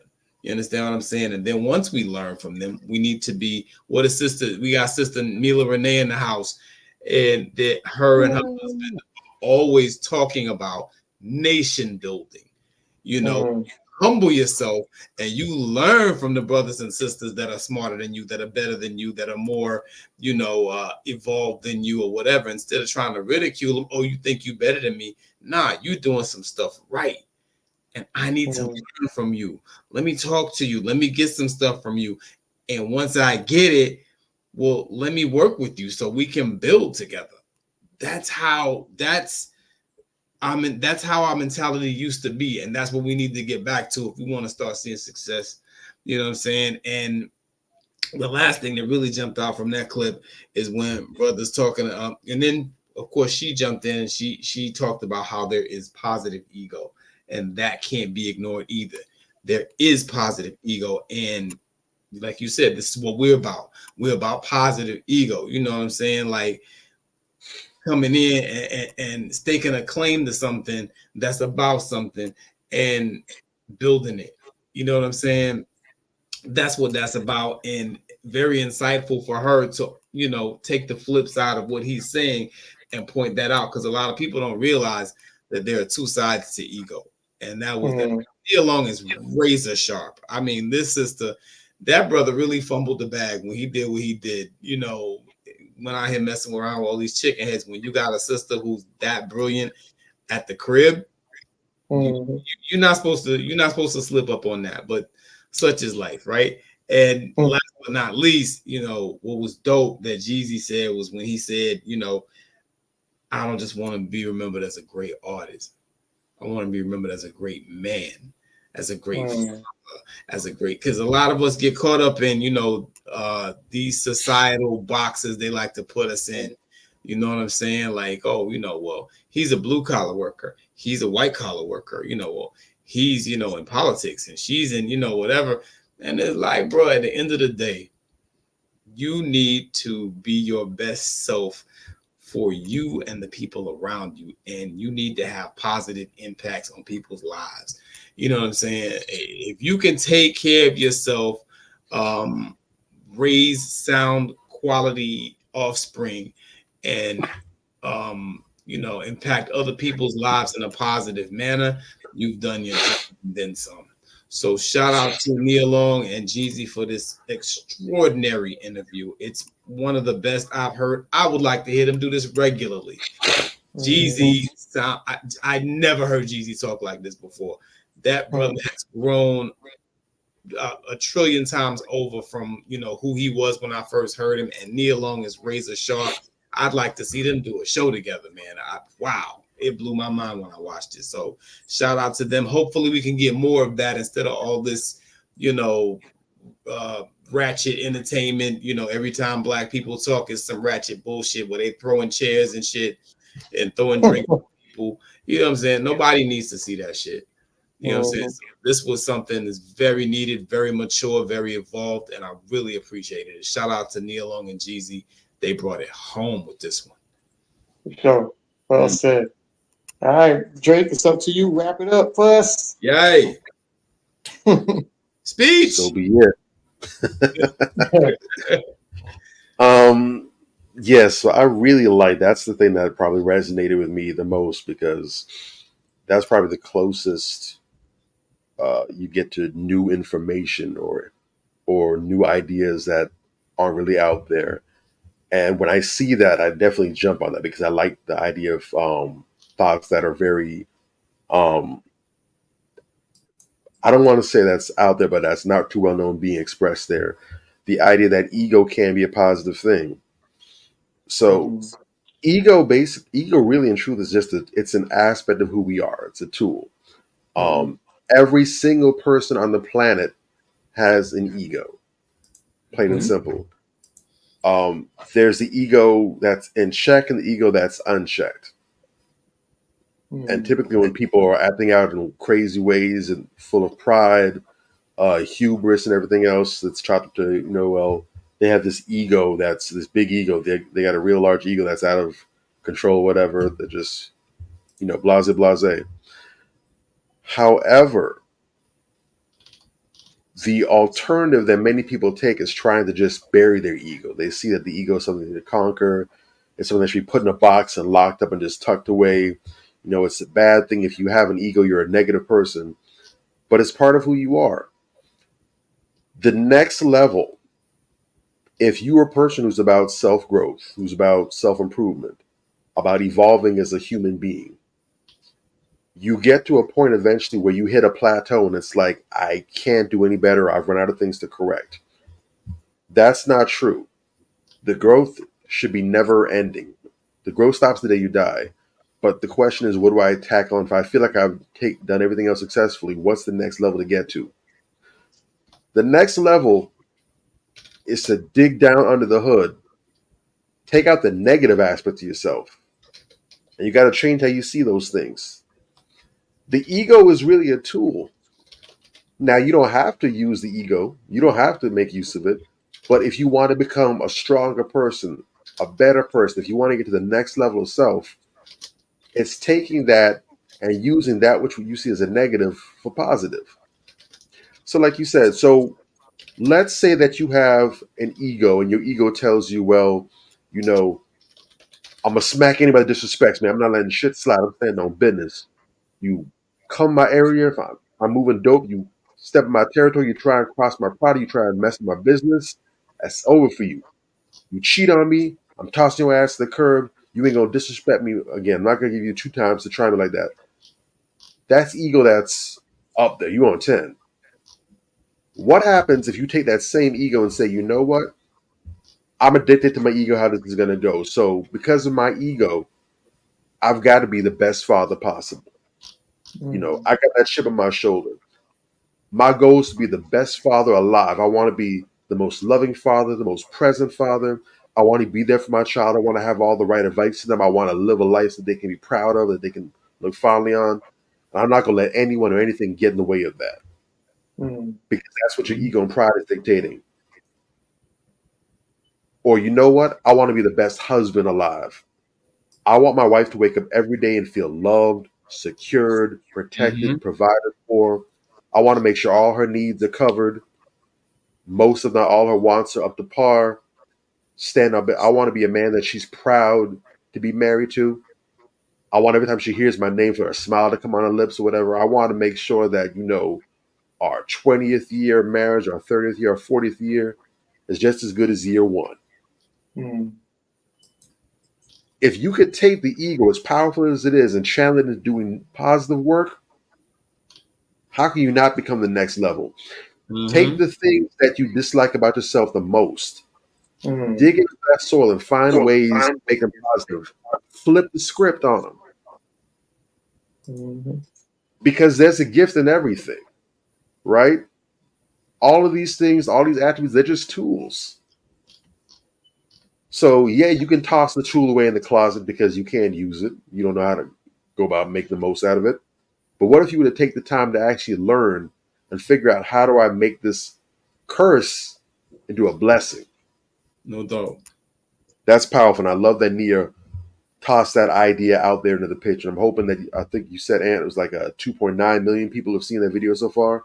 I hope they got that deep into it and they were able to hear that. And I hope that's going to inspire some of them to say, you know what? Maybe this ego thing isn't all bad. Maybe there's something to that. No doubt. That's the big thing that I took away from that. And also, just as a summary, this was a very, very good conversation. I like it. Yeah. No gimmicks, nothing cringy. You have two intelligent, capable people. No nonsense, no jankiness, no playful stuff. It was a very light and casual, but very serious conversation. Very well done. Wouldn't have thought to expect this from the two of them. Not that I have a bad association with either one of them, but just at this level, I think a lot could be built off of this. And when you talk about having celebrities or well-known people together to chop it up and really, get into the weeds with things, I definitely think this is a blueprint that should be used. It was very natural. It felt like two old friends catching up. They both have done a lot in their careers. They've been in their respective fields for quite some time, and they brought their experience with them. But I like also that they very much demonstrated that they're not out of touch with where they came from. Because you can't have a conversation like this if you've completely turned your back on where you're from and the things that made you and brought you to where you are, the good and the bad of it. So we got to see all those sides from both of them. There was no varnishing or we're trying to look good for the camera. They weren't trying to revel in their pasts, but they also weren't trying to just completely divorce themselves from it either. They did a good job of showing that, hey, I have a foot in both worlds. Where I am or where I was, maybe, or who was it who said it? I can't remember who said the quote, but they said, there's the old me and there's the present me, and I'm cool with both of them. There you go. So there you go. I like that. I'm hoping that I don't know. I don't know if the two of them may have another conversation. I don't know if Nia's going to take this show on the road, if it's going to be another conversation with her. I don't know if Jeezy's going to go ahead and pick up the mantle, but I wouldn't be opposed to seeing more of this in the future. I think that this is what needs to be going viral, what needs to be on people's feeds and stuff. This Being is talked it. about. Yes. I totally agree. Yes, it was a very great conversation. I'm glad we were able to break down a lot of the stuff and give a little bit more clarity and shed more light on the situation, on the dialogue itself. So hopefully this goes out like wildfire as well as a kind of a cliff notes kind of dialogue that we're giving to something that is powerful. So thank you so much for everybody that's been watching. Like I said, like, share, subscribe to the platform, and we'll definitely see you guys next week. Make sure that you guys are being very safe this weekend. Always talk about how the holidays come up, and please guard your children, yourself, your family, especially with the holidays coming up, because as we get closer and closer towards Christmas, people are going to get wilder and wilder because they're not getting the money. So just make sure that you're out here doing what you need to do to make it to 2024 in a very strategic and positive way. All right. With that being said, Manifestations is out. Peace out, family. We love Make y'all and sure see to y'all follow, like, subscribe. all day, every day. All Yeah. right. We live. Let's get it. All right. All right. Peace. See y'all.